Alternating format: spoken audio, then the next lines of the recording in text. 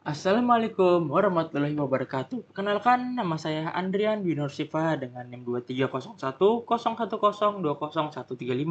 Dan pada video ini saya akan membahas soalan atau menjawab soal luas dari mata kuliah Keamanan Sistem Informasi atau KSI.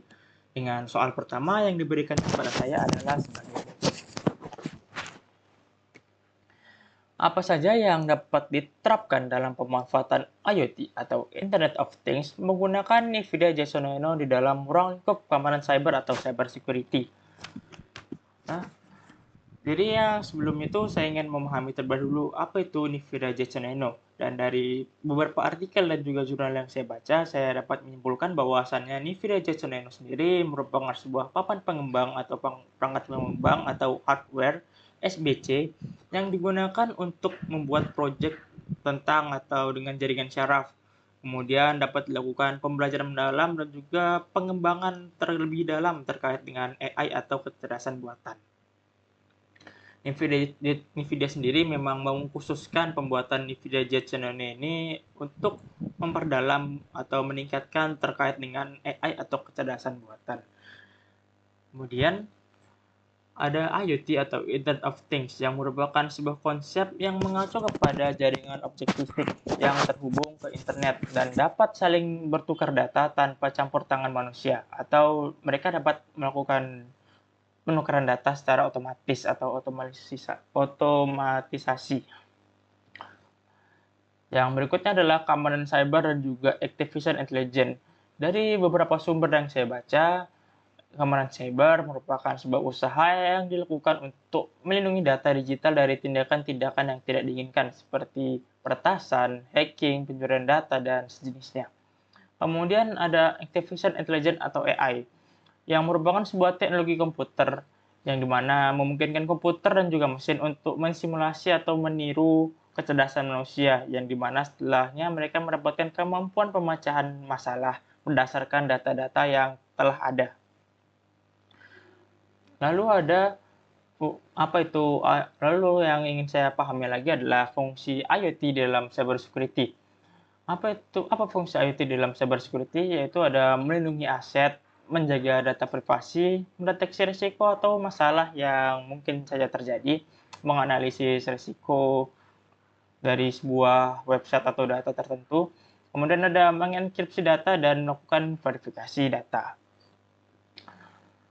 Lalu ada AI di dalam IoT. AI di dalam IoT, apa fungsi AI di dalam IoT? Ya dari yang saya pahami adalah yang pertama dapat membuat machine learning, yang kedua dapat melakukan pengambilan keputusan, yang ketiga adalah belajar dari sampel data, dan keempat adalah menganalisis pola internet seperti mempelajari pola internet bagaimana, lalu mendefinisikannya dan menetapkannya apakah itu pola internet itu aman atau tidak. Lalu bagaimana jika NVIDIA Jetson Nano ini diterapkan di dalam IoT, terutama di dalam cyber security? Dari beberapa yang sudah saya sebutkan sebelumnya, bahwa IoT dan juga AI di dalam cyber security sangatlah unik ya, karena AI sendiri merupakan sebuah perangkat untuk belajar yang dari mana mereka dapat belajar secara mandiri berdasarkan data yang ada, dan juga IoT adalah bagaimana cara sistem untuk menukar data secara sendiri atau terotomatis. Jadi NVIDIA Jetson Nano ini merupakan sebuah papan pengembang yang memang diciptakan untuk meningkatkan kecerdasan dari AI itu sendiri. Sehingga jika diterapkan di dalam IoT, diharapkan AI dapat menjadi lebih pintar dan mandiri. Berikut ini beberapa hal yang dapat dilakukan NVIDIA Jetson Nano jika memang diterapkan di dalam IoT cyber security, seperti mendeteksi adanya anomali dan malware yang lebih ganas atau lebih cepat dalam pendeteksian anomali ataupun malware.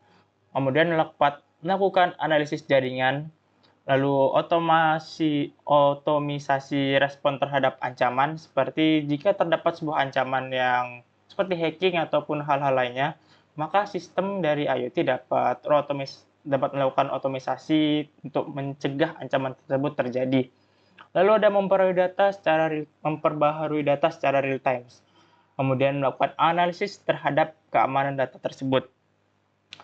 Jika memang fungsi NVIDIA JSON ini yang memang basicnya sebagai pengembangan terhadap kecerdasan buatan diterapkan di dalam cybersecurity, tentu saja hal-hal ini masih dapat dikembangkan lagi.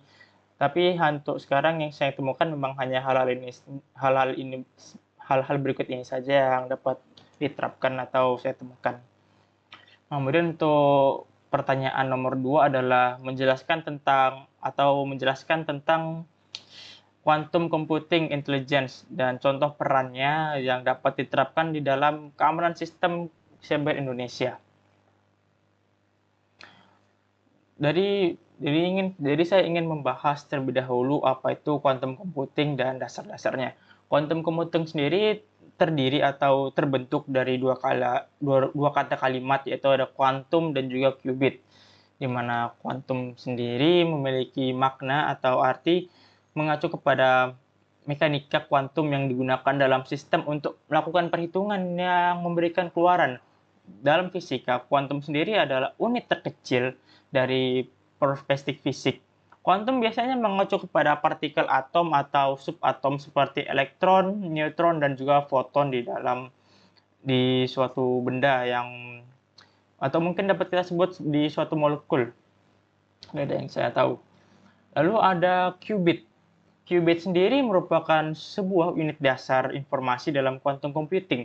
Qubit sendiri memainkan peran yang sama dengan quantum computing seperti bit pada computing pada umumnya, tetapi keduanya itu sangat berbeda.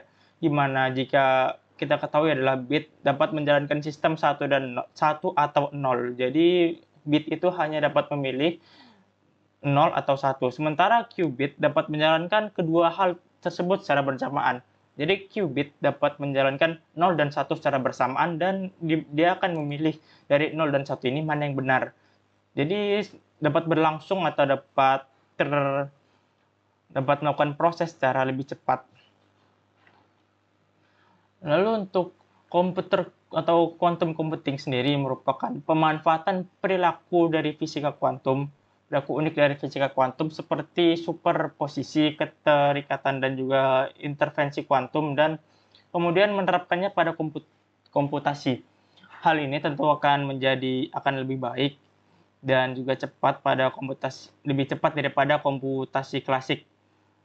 Karena kan quantum computing menggunakan qubit, yang dimana qubit ini sendiri seperti yang telah saya jelaskan tadi dapat melakukan analisis data atau mungkin dapat menjalankan 0 dan 1 secara bersamaan dan juga dapat memilih antara 0 dan 1 itu mana yang benar, sehingga prosesnya tentu saja akan berkali-kali lipat lebih cepat daripada komputasi atau perhitungan komputer klasik. Lalu quantum computing artificial intelligence atau penerapan AI di dalam quantum computing tentu akan memberikan beberapa keuntungan seperti kita dapat menggunakan quantum key distribution atau QKD, di mana quantum key distribution ini mirip dengan enkripsi data, hanya saja prosesnya lebih cepat dan juga lebih rumit. Kemudian ada quantum mechanism in machine learning. Lalu ada quantum computer data type, yaitu membedakan seperti data type-nya. Lalu ada the application of quantum machine learning, pembuatan dari machine learning menggunakan sistem kuantum jika memang diterapkan di dalam AI atau artificial intelligence. Kemudian keamanan cybersecurity. Keamanan cybersecurity memiliki beberapa unsur pokok yang terkandung di dalamnya, yaitu ada kebijakan keamanan dokumen, infrastruktur informasi, peratasan perimeter, kemudian sistem pemberitahuan jaringan, sistem informasi, penilaian keamanan jaringan, dan juga ketersediaan SDM atau sumber daya manusia. Berikut adalah unsur-unsur pokoknya. Lalu ada peran